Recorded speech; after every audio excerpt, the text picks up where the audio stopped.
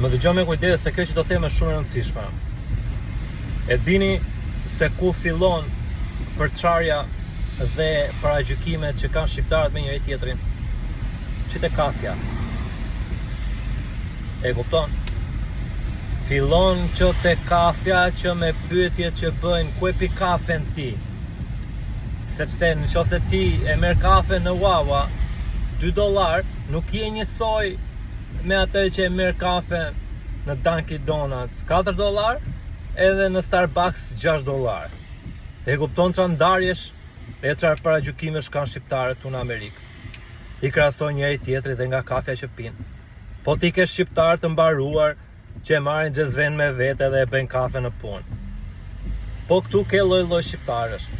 Këtu nuk krahasohen shqiptarët nga kafja se ku e blejnë, edhe sa lek paguajnë për kafe që e pinë. Por të tillë mentalitet kemi ne. Ne e gjykojmë tjetrin, ka lek apo s'ka, që në momentin se ku e pi kafe.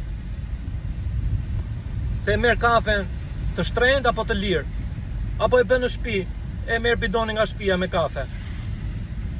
Po lerini njerëzit jetojnë rehat dhe ta pinë kafe ku tu doj kokre qefit, secili sipas buxhetit vet. Njeri ka lek, do ta pi kafen lirë, apo do ta bëj në shtëpi, po s'do të thotë që ai s'ka lek. Edhe ta shikoni me sy tjetër. Ne, prandaj nuk bëhemi që të duam të rrim afër njëri tjetrit, sepse ne paragjykojmë edhe për kafen ku e blejmë. E kupton çfarë lloj jemi neve? Ne jemi specie në zhdukje. Ne jemi nuk besoj se do vinë më mbrapa si puna jon.